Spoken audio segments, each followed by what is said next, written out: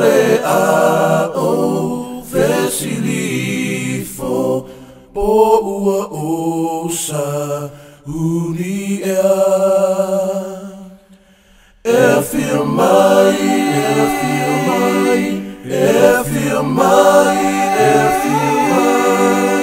sauni e a feel mai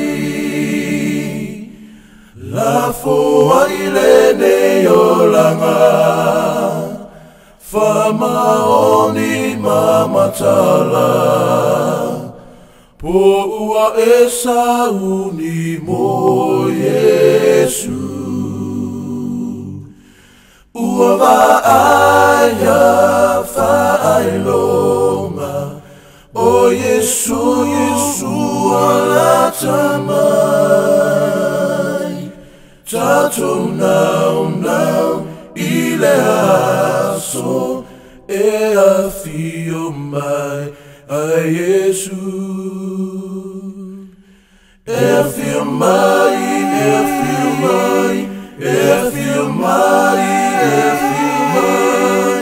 sauni e a fio mai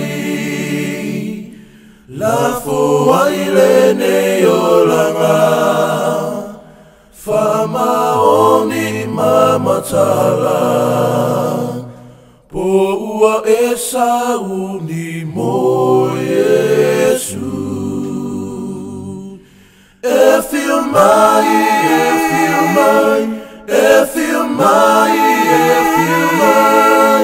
sauni e a fio mai la foaile ne olanga famaoni mamatala po ua e sauni mo Yesu po ua e sauni mo Yesu.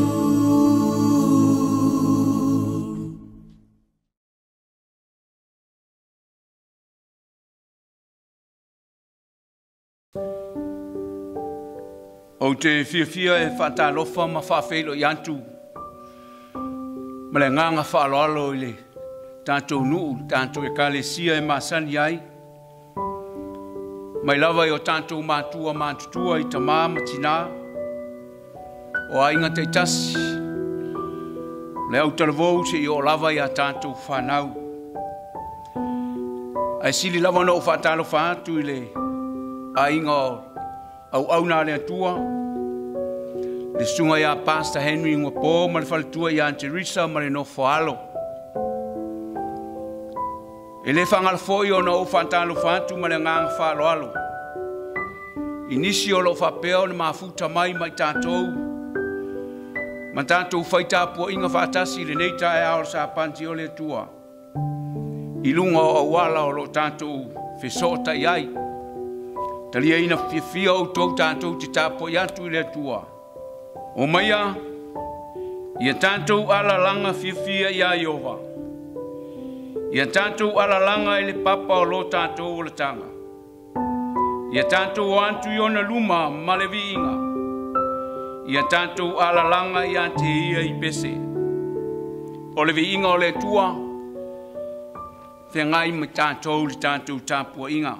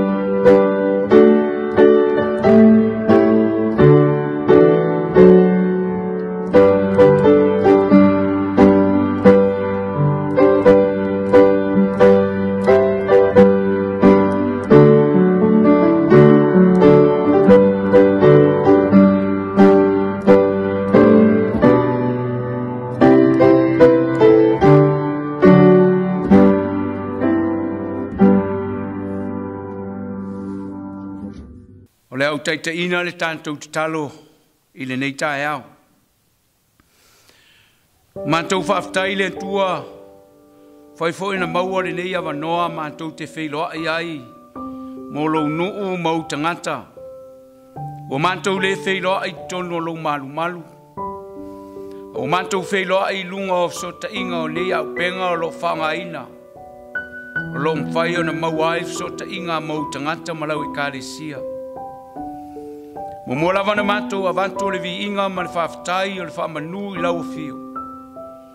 Wa sa whengai ai o tangata ma tiute mga luenga o le nama i aso. Wa saunga le mu le soifua ma le ola o tangata. A wai le o whalongo i mātou ni tala e pole ai. Mātou te taritonu fantasi o lo manuia lo nuu ma o tangata o lo mātou tāpua i le nei taimi o lo sapati. Whafte yantu le tua i manuia na e whamanuia mai ai o mātou a inga le nama i aso. O mātou taritalia o manuia mai lau o fio. Whaftai le tua le malosi ma le ola. I le aso ma le aso lo mau ai e mātou. Manuia ia na mātou mau o le vai aso. Whaftai le tua. Mau ale avanoa e tāpua iai. Mātou whalongolongo ai au a fionga le nei foi sapati. Mātou te iloa lava e te le tū la fua ina i mātou. I le ngata i le tū le tino. Ai whapena le tū whale anganga e ala i au a fiong pa ia. O le a mātou tā pena ma sauni ma whanong longo ai. I lau wheta lai mai mo i mātou le nei tae au lau sapati. Whamanuia le whawhafonga mai alo nuu i tonu maota malawa. Whamanuia le tua nisi o lau whanau kerisiano. Lo mafuta mai ma mātou whai tāpua inga le nei tāpua inga. I o atu iai whamnianga lau fio. Ni ei lau au auna ma le ainga. Ni ei ainga te tasi o lau e kālesia. Mātou manatua nei o mātou mātua o loo. Iai pēr mai o le tino whea ngai mai lanto. Le atua whaamole mole pa i antu iai lo file mo iai lanto le nei sapati. Mātou te talo lea ma le mātou wala au. Whamangalo lo nuu ma le nei tāpua inga. Mea na mātou se ai ma whale tonu i auruma. Ala na mātou te talo i ante o Yesu. Amene, ma amene.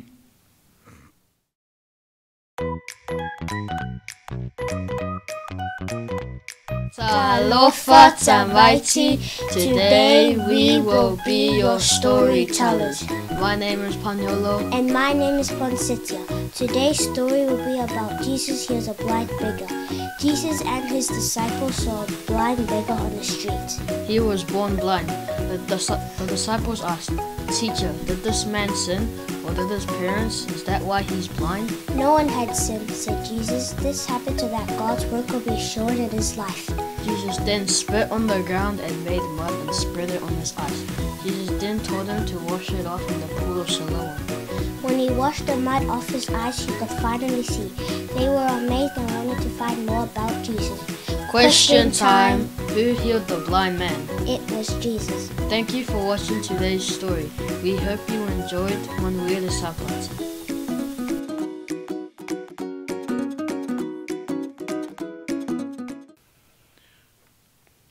O le tusi ala maua mai ai se manatu mo i tātou po o le whiau o le nei tae au. O le tusi o e soto o lona mtau po e sifuru malawha. Mai tātou te whaitawina le whaiupo se fulu. Se ia whangata i le whaiupo se fulu maleono. E soto o lona mtau po e sifuru malawha. Tātou te whaitau amata le whaiupo se fulu. Se ia whapau mai le whaiupo se fulu maleono. Mai tātou te whaitau, whe lafo i ai. Ua whaalanta i ai wharau. O na tepa e lea o le whanaunga Israelu. Whauta, o ai kupito o lo muli mai a i lanto. O na lanto matua mata tau ai lea. Ua ala langa fo i le whanaunga Israelu i ai ova. Ua lato whai mai fo i a Mose. Ono wale ai e ni tunga mau i ai kupito. Na e au mai ai mātou ina ia mātou o ti le vau. Se ale mea na e whai aile nei mea ia i mātou. Ina ua e au mai ai mātou na i kupito. E leo le mea ele nei na mātou whai atua i ante oe i ai kupito. O lo whape atu. Ia e tū pea ia i mātou. Ina ia mātou au auna ia ai kupito. A wai le lei ana mātou au auna ia ai kupito. Ai le anga o na mātou woti le vau. Ona tali atu e o se le lu. Awa tau te fefe. Ai o tau lau lau tutu ma ba ai atu le o la tanga mai a Iova. O le a whaia e ia mo o tau le aso nei. A wao ai kupito ia tau te wā ai atu i ai le aso nei. Tau te leto i loa lava i la tau e whaavau. O le antau Iova mo o tau. Ai whalo longo o tau. Ona whetalai mai leo Iova ia Mose. Se ale mea wa e alanga mai ia te a. Whai atu ia i whanau a Israelu. Ia lātou o atu pēa ia. Whai tau pēa. A oe. E si i lunga le toto. Ma whalo loa lo lima i lunga o le sami. Ma e vai lua inai. E o atu ai whanau a Israelu tu tonu o le sami. I le liti tai mātutu. O le tusi e lua o le tātou launga le nei tai au. Tātou te li liu le whenga inga fōu. I le tusi o mātai o lon tā upo e sfulma le tasi. E a mata le tātou whai tāu le whai upo e lua sfulma le lima. Se ia whaangata i le whai upo e tōru sfulu. Mātai o lon tā upo e sfulma le tasi. E a mata le tātou whai tāu le whai upo e lua sfulma le lima. Se ia whaangata mai le whai upo e tōru sfulu. O le alawa i tu aso ua whentalai atua i Jesu. Ua whape atu, o te whawhetai ante oe. Louta mai, le alii o le langi ma le langi. Ina ua e na nāia mea i e popoto ma e anta mamai. A ua e whaali atu, ia mea i tama vale vale. O lea lava, louta mai, a wā lo fina ngalo lava lea. Ua tua ina mai mea uma i a te au e louta maa. E le ai fo i sentasi ua i loa le atali. Ua nao le tamaa. E le ai fo i sentasi ua i loa le tamaa. Ua nao le antali. Ma se ua loto i le antali e faali antu i ai. Ia o tō mai a te au. O tō uma o e tinga ina ma mawhatia ia venga. O au fo i e malolo ai o tō. Ia o tō amoina la uamo. Ma ia o tō whaawa o ia te au. Awa o au le ami o tonu ma le loto maulalo. O na maua lea e o tō o le malo longa mo o tō wanganga. Awai ave ngo fie la uamo. O la uave nga fo i e mama ia. Whamania mai le tua e lo tanto whaita wina. Ma whalongo longo i ana whiong pa ia e nei tae au. Tu mau atu ia te ia lo na lava vi inga. Nei e o le whaavavau. Whaavavau lava. O le matua o le launga o le amau o le whai upo e spuluma le lima. O le tusi o e soto o tanto whaita wina. I le soto e spuluma le whaa. A o lona whai upo e spuluma le lima. O na whetalai mai leo i ova i a Mose. Sea le mea ua e alanga mai ai a te au. Whai atu i whanaunga Israelu. Ia lanto wō atu pēa ia. Ua o whau tuina. Le launga o le neitai au. I se au tū e whapea. O ma whalongo tau te olai. O ma whalongo tau te olai. Ua leo toi pō mala e lo sirifia ma le tātou loa. O le nei vai tau o le soifuanga o outou soifua mo tātou olai. I le tele o whawhita uli ua whetu leni mai. O leo o mai o a whā, o matangi malolosi. O lo longa ma mafui e le mea ma le mea. O le si o le taua le tasinu i le tasinu. O le tasi malo i le tasi malo. Ai pei o le mea noa. Le wha muta o le soifua o le tangata. E le isi tangata. Ma le tele o le mau whaafi tauli. Ua whaafsanga i ma le tangata soifua. O nei whaafi tauli ma nei whaingata. Ua wholinga mai ua whememea i ai le tangata kerisiano. Le tangata e tō anga i le lotu i lea sapati, ma lea sapati. Le tangata e whaitau tuspa ia. Le tusi o lo whailo mai ai i le tangata au ala a o mai whaingata ma puapua ngā. O le soifuanga ma le olanga. E toa file mūlama e le ai sona popole vale.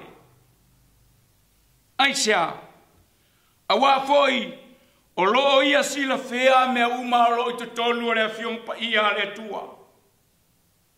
O le mea moni le kalesia mai tātou uma i le neitai ao. O le soifuanga ma le larolangi o loo tātou olai. E le mawhailava o na tātou o ese mai ai i le mau whawhi tauli ma puapua ngā. E whengai pēa o tātou ola ma puapua ngā. O whalawe lave ma whawhi tauli. A whai e le o le nei asu. Pe le o tae ao ena ea. Pe a whai e le o tae ao. O loo iai pēa le lumanai mai e lua. Mai mau o le olanga pe ana se o tātou mau tinoa. Po whea tonu e ui mai ai.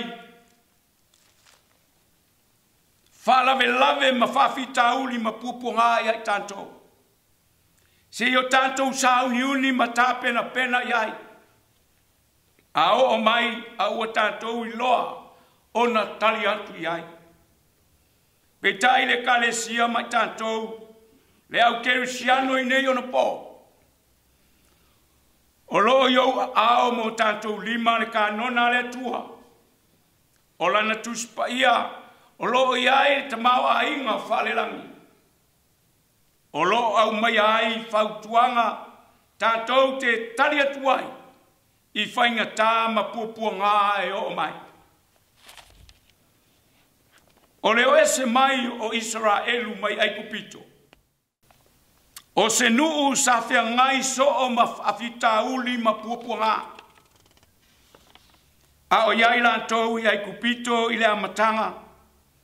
Ina ua whato te leina na whea ngai ai i lantou ma se puapua ngā tele lava. Ina ua whai atu Farao. Ma whai e Farao se tūla whono. A whanau se tina e Peru, o se tama ia whasiotia. Ai a whanau o se teine ia whaola i ante ia. O ai se matua, o ai se tamama se tina. Na te lavatia le nei tūla whono le alofa. Ua matua ma mafa whawhita uli ma puapua na whea ngai ma Israelu. Whai mai u matua whaasanga Farao, e matua wha ma mawhanga ruenga i ulu o le whanaunga Israelu.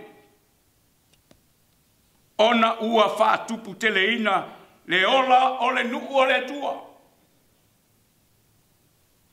O le mafua anga lea o le oi, ma ua o a e luma o le tua le alanga a sa e Peru. I le fiola.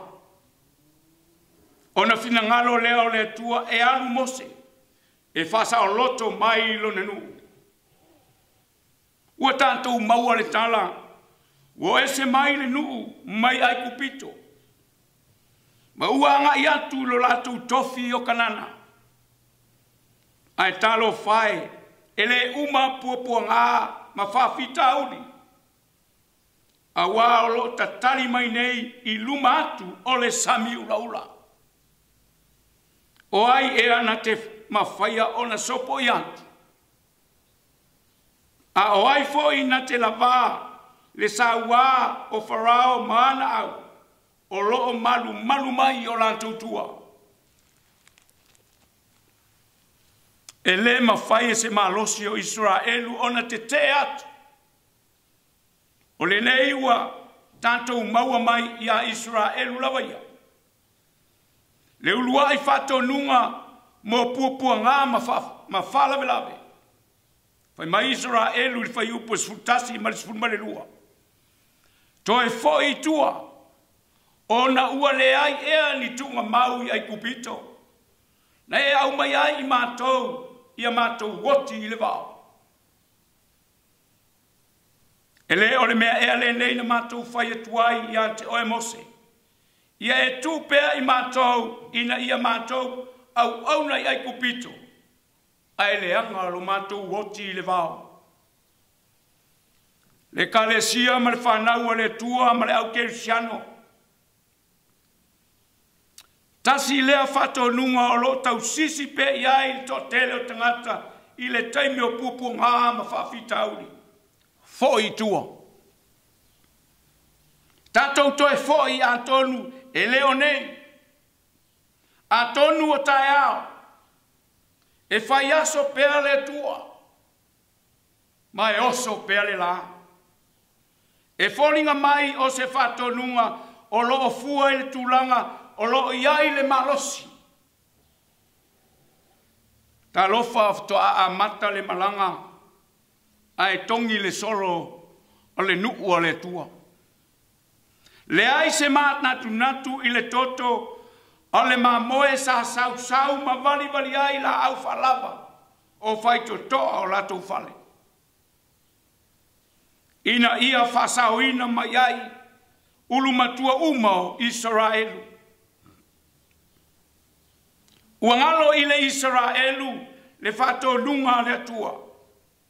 O le pona nei, o te ui ane ai i le nuo ai kupito. Ma o taia le lumatua uma lava i le nuo ai kupito. Ai sea ua fefe ai i le famoe moe, ma tau au a ngata le tau mawhai. Ai olo o iai le tua na whaiatu ya Mose. Whai atu ia e whanaunga Israel. Ia lato o atu pe ia. Whai mai whai upo sfulu o tusin tātou whatauina le soto. Ua tepa e whanaunga Israel. O Farao mai kupito lo muri mai a te ilatou. O na matua mata ta'u ai lea. Ua ala langa ia ioa. Whai mai whai upo sfulu matasi. Ua latou whai atu ia Mose. Ua le ai e ne tunga mau i ai kupito na e au mai ai mātou ina ia mātou woti i le vau.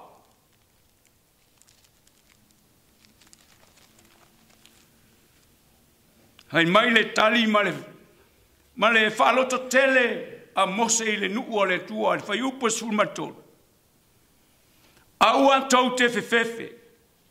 A ia au tau laulau tutu ma vai atu i le olatanga mai ai oa. O le a whaia e ia mo au tau i le asone. A wao o ai kupito ia tau te wa ai atu iai. I le asone. Tau te leto i loa lava i la tau e whawawau. O le ale olatanga. O le a whaia e le tua. O le nuu o Israel. Ioi o le tua foa. O le tua e ona me umalava. O le tua na ia whaia le vai i marasami. Lea na ia whaia tuai i lana au na ia Mose. Tu i lunga le toto. Ma vai lua ina ai. Le sami ula. Ua lato sava vali ai. I to tonu i le pau matutu. Le ola tanga le na whaia whafo sei. E le tua e le taimi. o le malanga al whanaunga Israelu i le sami ulaula. Whai mai le tala, i whai upu lava lean te tātou whai tauina. A wā o aiku pito i antou te wā ai antu i le aso nei. Tau te leto i loa lava i la tau e whapapau. Ua te tau ana i loa whanaunga Israel. Ina ua mātū ma mautū i lesi tū o le sami ulaula. Ua lantou wa ai ai.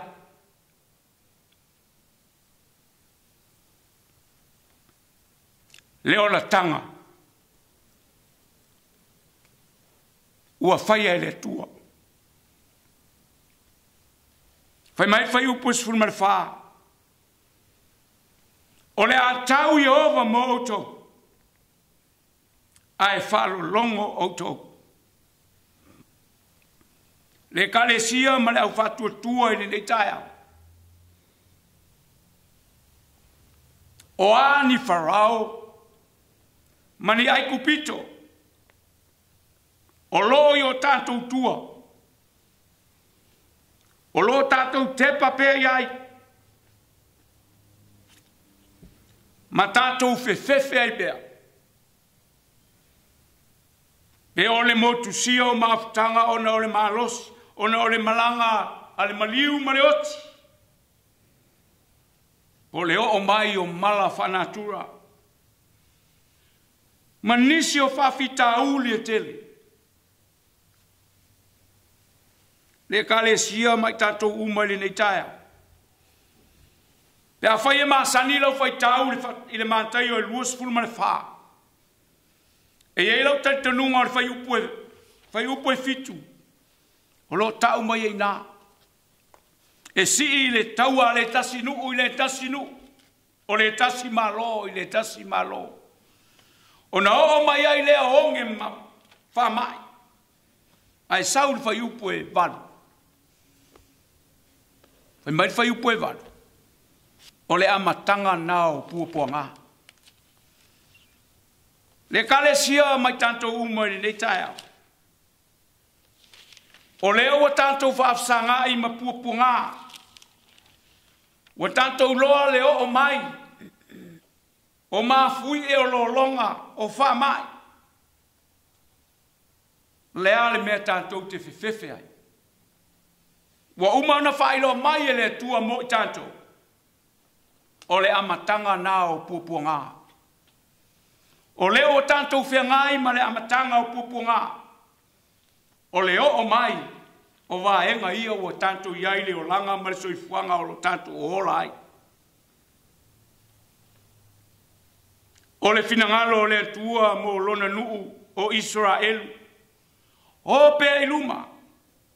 Tali tonu o le finangalo fo i lea o le atua mo i tātou o Israelu whale nganga. O pea iluma. O ma le whātua tua. O le mea ua ngata ai lo tātou loa ma le tātou malos. Ave le nā ia Yesu. O lo tū ma walau mai. O le au tau mo outou. Ai whalo longo outou. Ave ia Yesu. Ia outou o mai a tau. Ma outou o venga. O mea o lo whai ma puapua ngā. O lo ma mafa ma whalave lave. Tātou wō. E tau soa whātasi i mai Yesu. O na tātou maua i lea o le malo longa mō tātou nganga. O le fesili mo le tai aone. O le ale malo longa o tātou nganga. I o le tātou manu malo lea i le whetalai mai o le atua ia i tātou. Tātou wō pēa i luma. Le manu malo lea na tau atu e mose i le nuu a le atua. Ia outou laulau tutu ma waa i atu i le olatanga. Mai a Iova. O le a whaia e ia mo outou. Le a whai mai ai, le atua whai upo e sifurumare wha. o le a o tau mo o tau, a e whaalo longo o tau. Le whanau le tua, ma le au whatua tua i le nei taia. O le tala le atua i a Mose, o le matua fo le nao le tātou launga peo nei ai. O na whetalai mai lea o Iova i a Mose, se a le mea ua alanga mai a i atea, whai atuia le whanaunga a Israel, i a lantou o atu pea ia. Le kalesia mai tātou uma i le nei tae au, whelawalo e maua mai ai, le nei au mai te tonu le awhionga pa ia le tua.